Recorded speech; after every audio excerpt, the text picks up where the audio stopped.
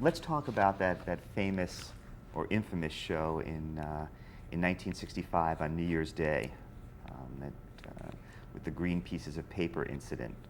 Right. Tell me what you remember about that.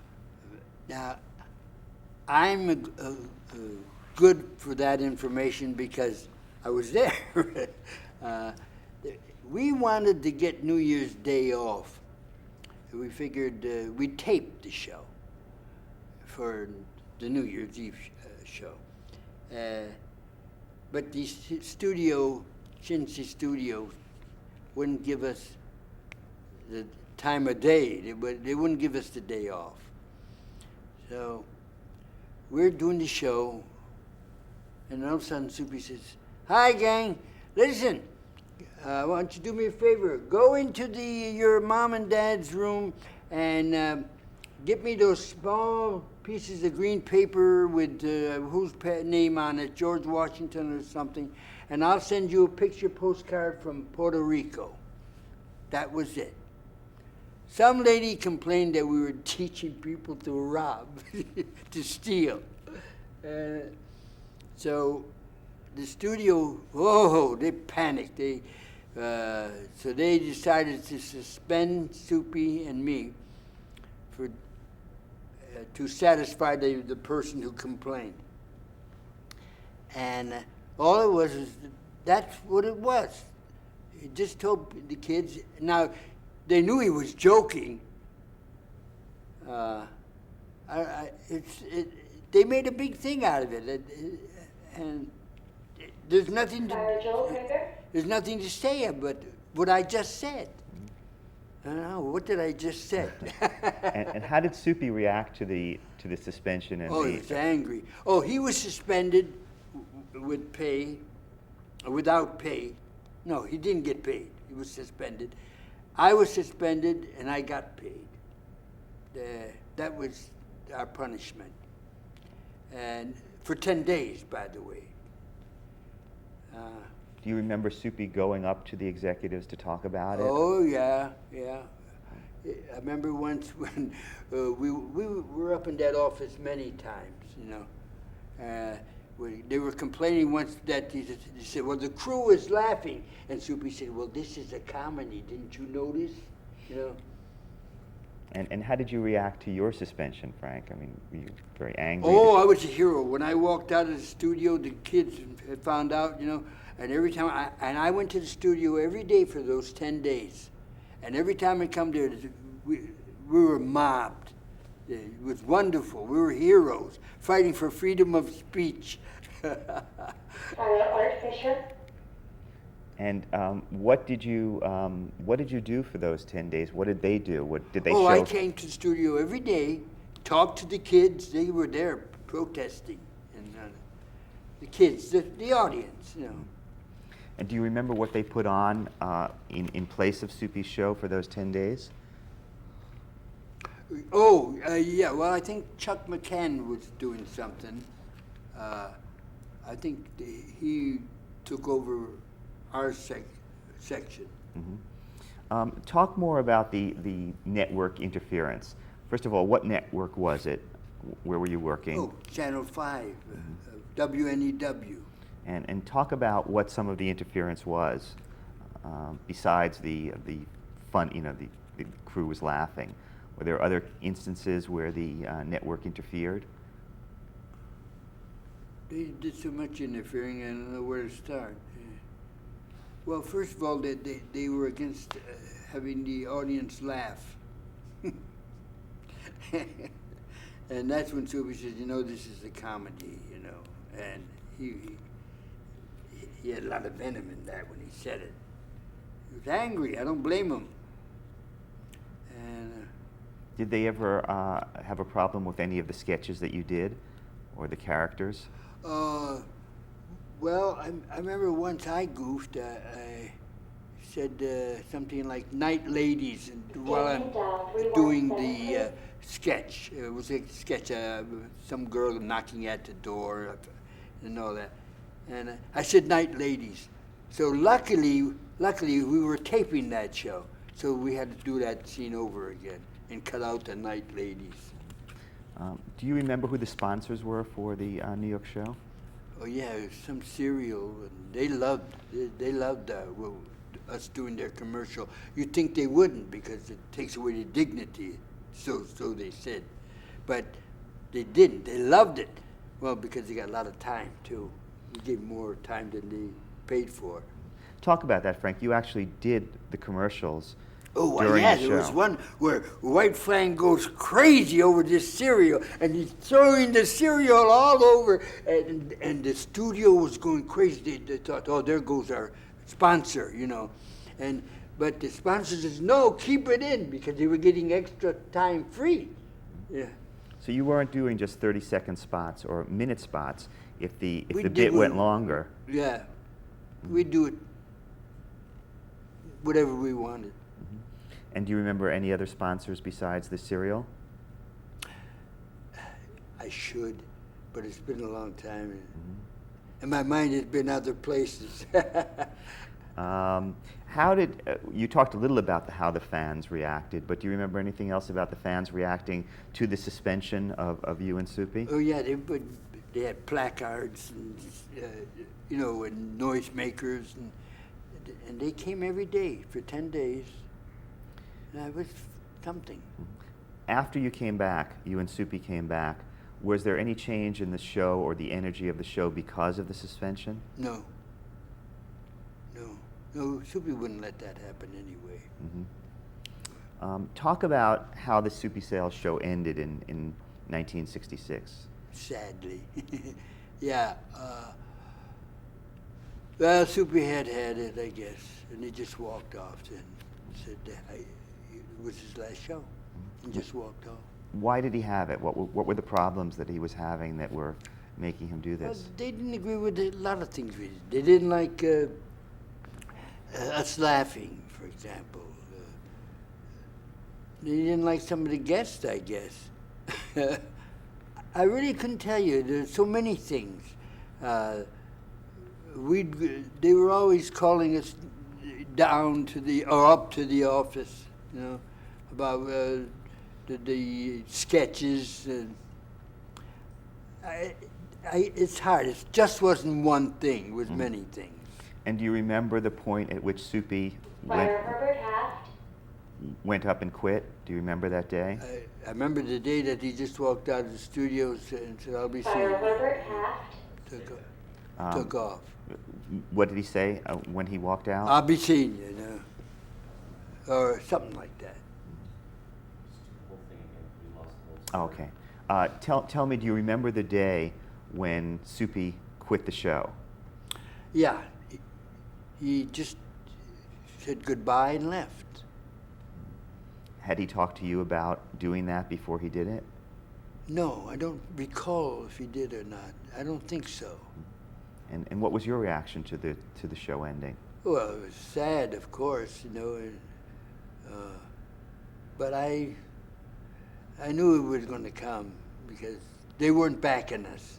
Yeah, they had the hottest show in New York City, and they didn't back it because of little things, you know, that could easily be solved. What time was the show on here in New York City? It varied. That's another thing that we complained about. First of all, they had us against the soap opera. So nothing competes against the soap opera, so just let them play the soap opera. You know?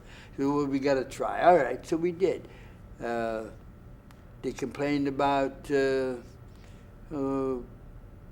didn't complain about our sketches too much because they knew they were treading on dangerous ground because you can't take away the sketches. That's the meat of the show. And so when did this, at what time slot did the show kind of settle Oh, in? you asked me the time slot, yeah. It varied. We were on, I think, as late as 6:30 and as early as 2 o'clock, I think. Anyway, Giordano, dial I'm 239, close. please. And were you ever surprised at the popularity of the show, Frank? Talk about what would happen when you would go outside. Oh, no, I knew the minute they found out. Even today, I go down the street, if somebody recognizes me, the whole place erupts, you know. "You're Wayne Fang, do Wayne Fang," you know. It's wonderful. I like it. Did it surprise you at all? No. I'll tell you this, and I swear it happened. When I heard that Soupy was going to do the New York show, I said, they'll love him. I said that, and it came true. What did you do after the show ended?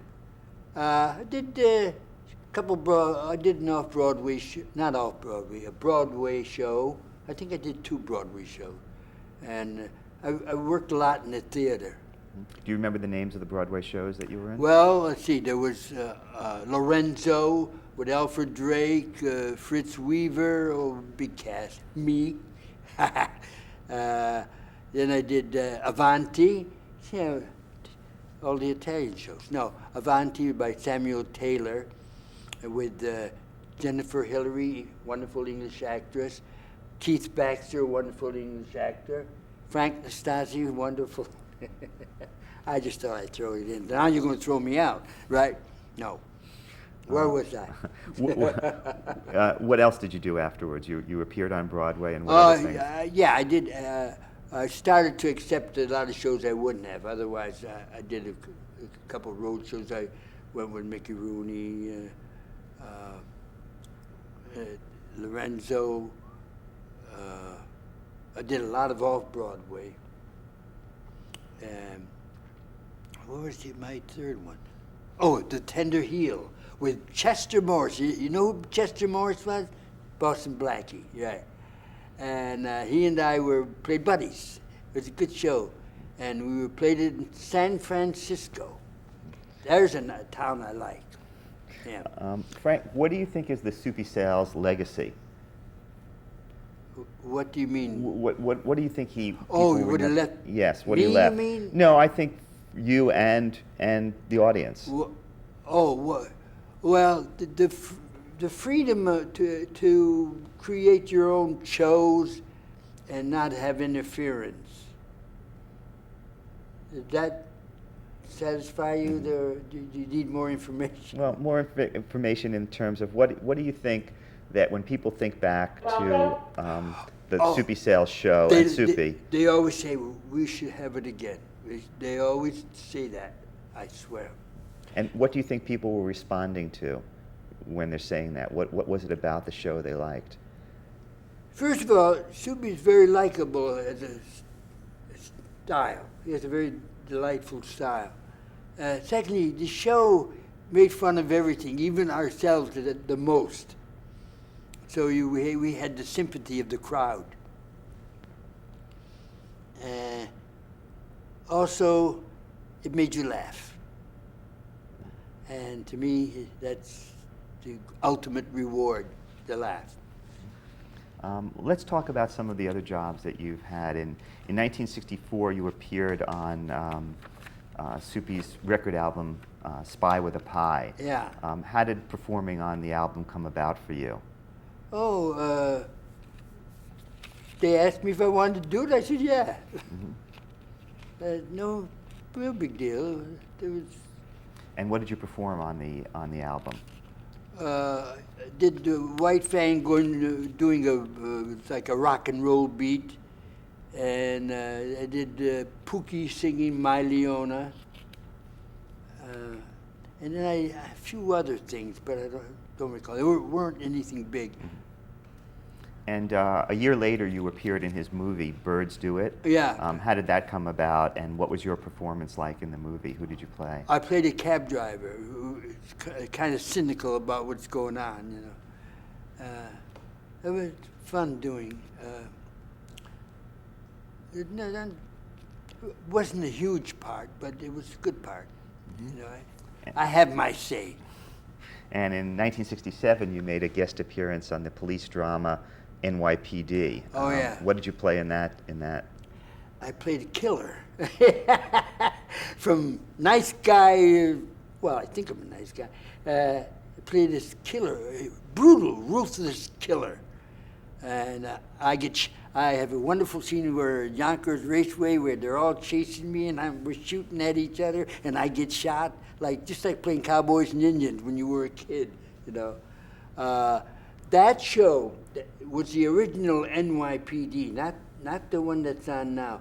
That show had Jack Warden, Frank Converse, Bobby Hooks, and then I can't think of the other actor. And me. And how did you get cast for that, Frank?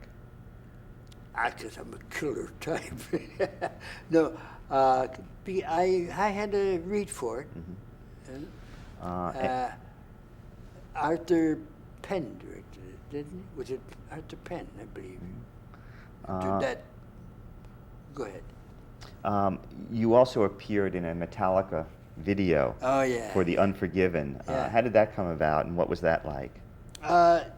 What's his name? The director. Do you remember his name? Why would you remember it? He liked my physique for the part. I guess, my height and all that. And every time he did one, he'd call me. And pay was good. He did it. And we won an award. What's the, would you, no, you wouldn't know. We won one of the record awards. Can't think of A it. Grammy, you mean? No. I don't remember now. That's a long time ago, too.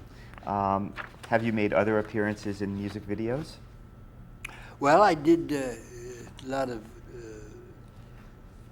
what do you call it, sound for the Who. The Who, is it? That the group? The Who? Yeah. I used to do a lot of work for them. Promoting their, what is the word for when it's loud talk, hard, hit them hard, with the, I can't recall. Let's do some summing up here, Frank. Yeah. What are some of your recent projects that you've been in? What am I? Well, yes, I'm a member of the Lambs Club, the oldest entertainers club in the world, even older than this. And I sing a lot now. And I'd say I have a nice, easy style. You're also involved in something having to do with Laurel and Hardy, too. Will you talk about that? Oh, yeah. Well, I say very proudly that I was a personal friend of Stan Laurel and his wife, Ida. And I met him through Jack McCabe. Jack McCabe, a full professor at NYU, and I ran stock companies together. We directed and all that. Now, what was the point I'm trying to make? You were going to talk about the Sons of the Desert? Yeah, Sons of the Desert. And I met Stan, and from then on, we became good friends. And the way I met him was through Jack McCabe, that's what I was saying before. And what? Oh, they would stay, when they come to New York, they would stay with me.